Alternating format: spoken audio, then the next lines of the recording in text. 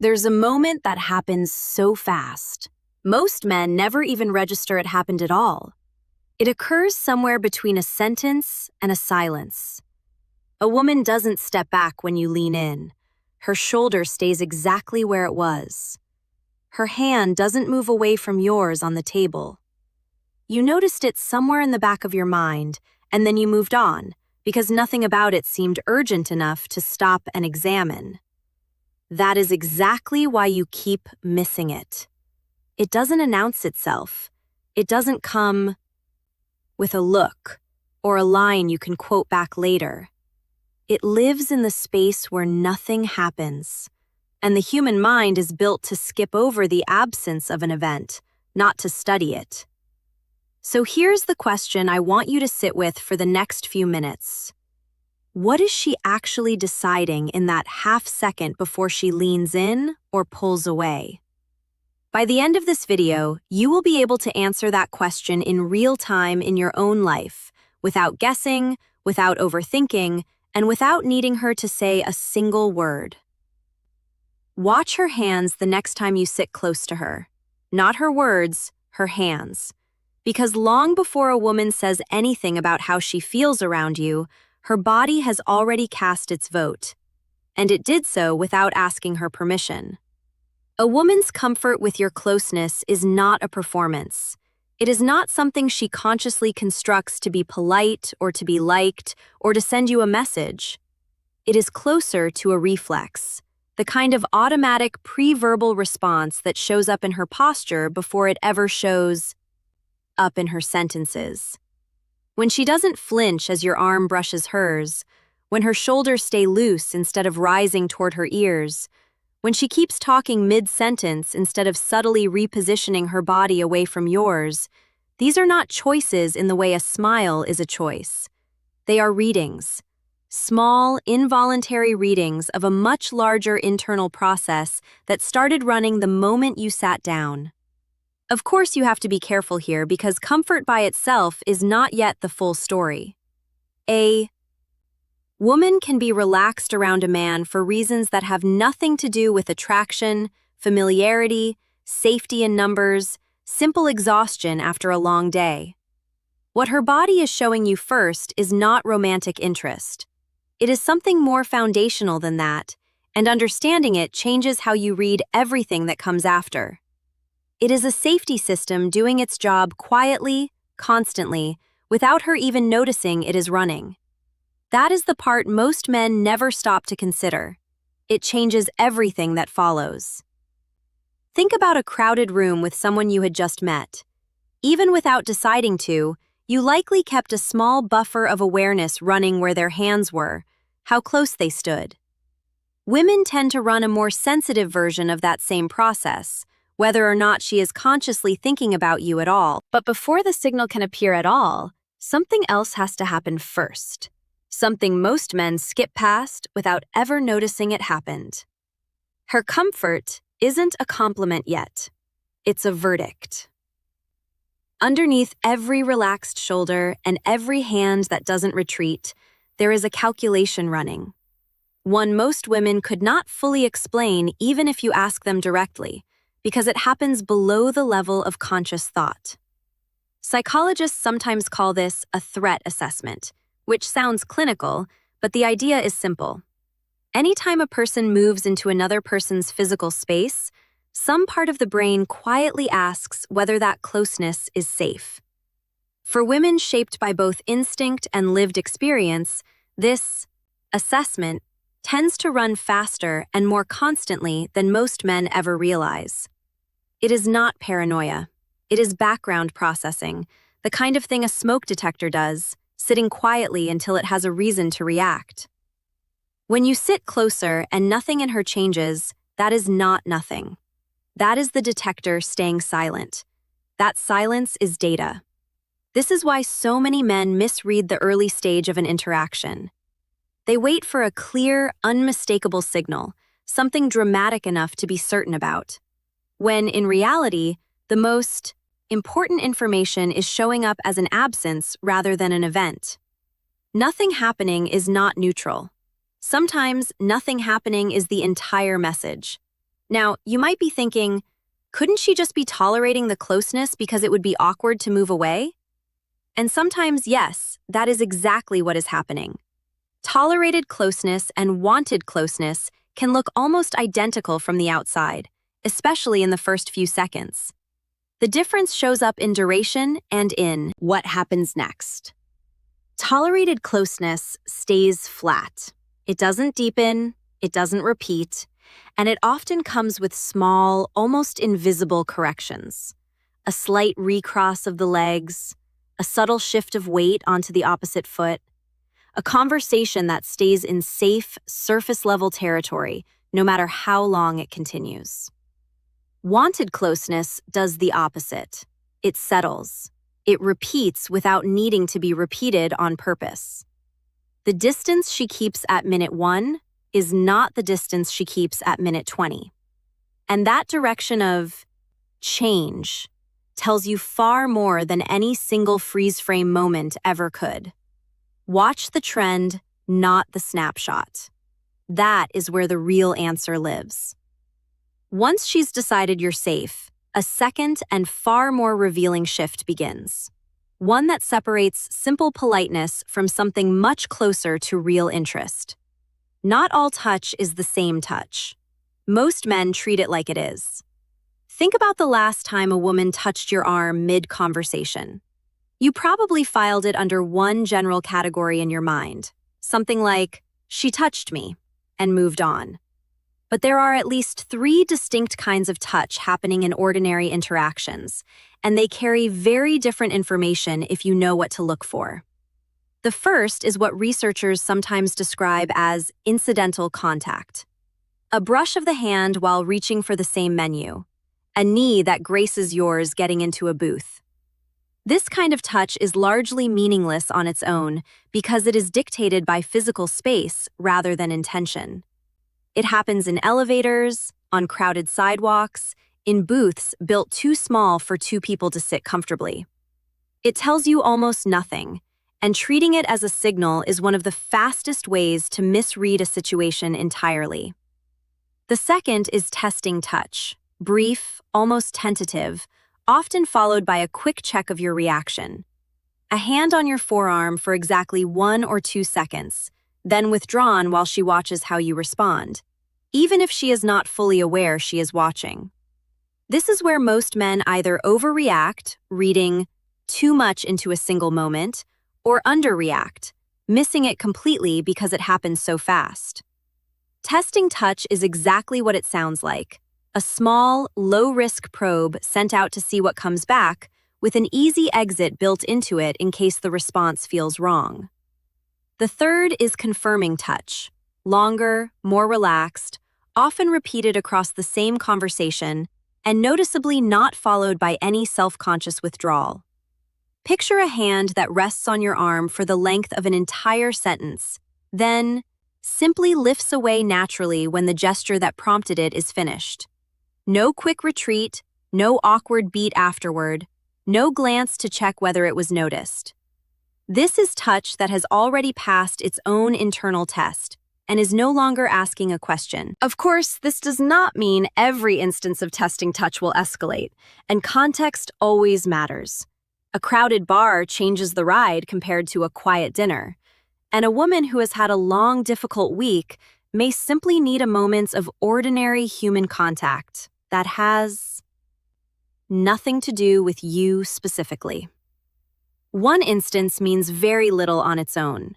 A repeated pattern across a single evening or across several meetings means considerably more. The most common mistake here is treating a single touch as a verdict when it is really only ever a data point. But when you start separating incidental from testing from confirming, you stop treating every touch as equally significant, and you start reading the actual pattern underneath it. There's one version of this that almost never gets talked about, though, because it happens in reverse. If she touches you first, something already happened in her mind that you didn't see. There is a meaningful difference between a woman who allows touch and a woman who initiates it, and most men collapse that difference without realizing they are doing it. Receiving touch requires very little social risk. She simply has to not pull away, which costs her almost nothing emotionally. Initiating touch requires something else entirely. It requires her to expose a small piece of her interest into the open, with no guarantee of how you will respond to it, and no easy way to take it back once it has happened. Behavioral researchers who study courtship signals have noted that self-initiated touch tends to correlate more strongly with genuine interest precisely because of this asymmetry. It costs her something to offer it, in a way that simply tolerating your touch never does. Every time she initiates contact, she is quietly accepting a small chance of being misread in exchange for closing the distance between you just slightly further. Think back to a moment that once seemed ordinary. A hand briefly on your shoulder as she laughed at something you said, or fingers that lightly touched your wrist to make a point during conversation. At the time, it may have registered as nothing more than an expressive habit, the kind of thing you filed away without a second thought. But self-initiated touch, especially when it repeats across a conversation or across multiple meetings, is rarely just habit, and it is rarely accidental in the way incidental touch is. Of course, some people are simply more physically expressive by nature, touching everyone they talk to as part of how they communicate.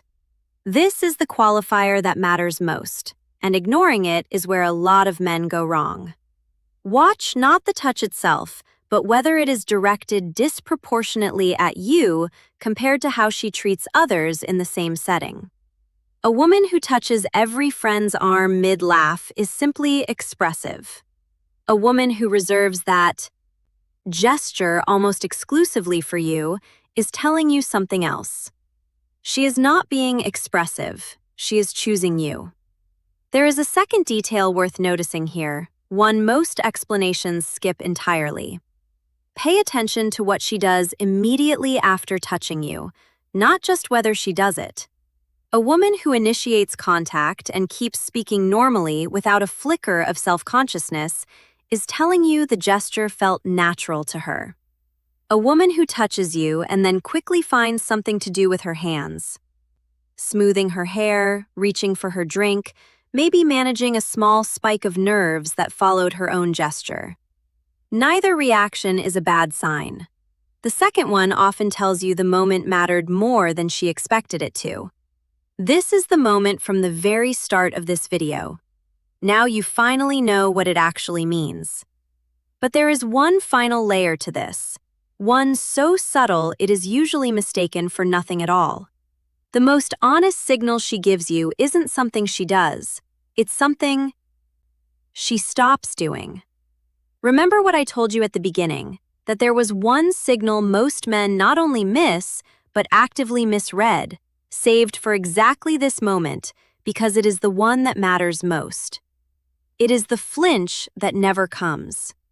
Early in any interaction, most people carry a low level of physical self-awareness around someone new. A slight tightening when personal space narrows, a small adjustment when contact happens unexpectedly, a brief flicker of attention toward where the other person's hands are. This is not suspicion in any dramatic sense. It is simply the ordinary caution people carry toward the unfamiliar, running quietly in the background of almost every early interaction. Watch for the moment that self-awareness quietly disappears. Her arm rests against yours, and she doesn't reposition it. You reach for something, and your hand grazes hers, and there is no pause, no apologetic half-smile, no subtle recalibration of distance afterward. She keeps talking through the contact, as though it hadn't registered as anything worth noticing at all. This is not passivity, and it is not indifference either. It is the deepest form of comfort a nervous system can offer, because it means her has stopped monitoring you as a variable that requires attention. Now, you might be thinking, couldn't this just mean she's simply not a very touch-sensitive person in general? Of course, and that possibility is worth holding on to. Some women are naturally more relaxed around physical contact, regardless of who it comes from. And this is exactly the kind of qualifier that keeps you from overreading a single moment. What separates a genuine signal from personality is, once again, the comparison. Does this ease show up around everyone, or specifically, consistently around you? Of course, this takes time to build, and it will look different depending on her personality. Some women relax quickly, others take much longer, and neither pace tells you anything about the depth of what they eventually feel. What matters is the direction of change, not the speed of it. The absence of tension is the loudest signal she has. Most men simply aren't listening for silence. One more thing worth carrying with you. This kind of comfort rarely arrives all at once. It builds in layers, a little more ease one conversation, a little less self-correction the next, until there is nothing left to correct at all. Looking for one dramatic moment where everything changes means missing the quieter, more reliable process happening in front of you. Once you can see this clearly, we'll start noticing it everywhere, including in a signal that happens even before touch is ever possible. Everything you just learned points back to one simple truth. A woman's comfort with your closeness is never one single moment. It is a slow accumulation of small, mostly unconscious decisions, each one building on the last, until her body simply stops treating you like something to monitor and starts treating you like someone safe to be near. The relaxed shoulder, the touch that lingers instead of retreating, the hand she offers instead of merely allows, the flinch that quietly disappears. None of these are separate signals. They are the same signal appearing at different depths, at different stages of trust. That is the zoomed-out truth underneath all of it. Attraction rarely announces itself loudly. Far more often, it shows up as an absence. The absence of tension, the absence of distance, the absence of the small, self-protective habits she uses around people she has not yet decided to trust. Most men spend their time waiting for a dramatic sign, a clear declaration, something loud enough to be unmistakable.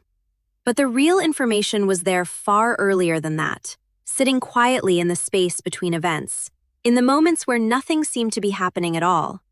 The absence was never nothing. It was the whole answer. It's a strange thing to realize, once it clicks, that you had probably already lived through several moments exactly like this, long before you ever watched a video explaining what they meant. A conversation that ran a little longer than it needed to. A distance that quietly closed itself over the course of an evening without either of you commenting on it. At the time, you likely filed it away as pleasant and moved on, because nothing about it demanded closer attention. That is precisely the trick of it. Think back to the beginning of this video, to that half-second question I asked you to carry with you. What she is deciding when she doesn't move away. You now understand that it is never a single decision at all. It is a running verdict, updated constantly, reflected in her shoulders before her words, in her hands before her sentences, in the space she does or doesn't correct when you sit closer than a stranger would. You do not need to overanalyze every touch, every glance, every shift in posture to understand what is happening around you. You do not need a checklist running in your head during every conversation, silently scoring each moment as it passes. That kind of hypervigilance tends to create exactly the tension you are trying to read for, because a woman can feel when someone is watching too closely, even if she cannot name what feels off about it. What you need instead is simply the awareness to notice when the pattern shifts, when tolerated closeness becomes wanted closeness, when testing touch becomes confirming touch, when the flinch disappears and never comes back. That awareness is what you now have, and it is not something that can be unlearned once you have truly seen it. Once you know what silence sounds like, you cannot go back to only listening for noise. It's worth saying plainly, though, that none of this is about becoming a man who reads every woman like a puzzle to be solved. That approach tends to backfire because it puts a kind of pressure into the room that people can sense even when they can't explain it. The value of understanding these signals isn't in decoding every interaction on the spot. It's in relaxing into your own presence enough that you stop misreading ordinary comfort as rejection and stop overlooking real comfort because you were waiting for something louder. Confidence in this context looks a lot less like certainty about her and a lot more like ease with not needing to be certain at all. I want to ask you something, and I genuinely read every comment that comes through on these videos because the real stories are always more interesting than anything I could invent for a script. Think back to a moment when a woman didn't move away from you. What do you think she was deciding in that half second? Tell me about it in the comments below as specifically as you're comfortable with, because these small, real moments are often far more revealing once you look back at them with everything you now understand. On this channel, we look closely at the signals most people walk past without understanding them. Not the obvious ones everyone already talks about, but the quiet, overlooked ones that carry the real weight. If that is the kind of insight you want more of, staying subscribed simply means you won't miss the next layer. And there is a next layer. Next time, we go one step earlier to the distance test, the signal that happens before she ever lets you close enough to touch. Word count verification. Intro 196, Chapter 1. The half second she isn't aware of. 358. Chapter 2. The risk calculation. Underneath. 408. Chapter 3. The 3 kinds of touch. 497. Chapter 4. When she initiates. First. 513. Chapter 5. The moment she stops flinching. 463. Outro. 826. Total. 3,215.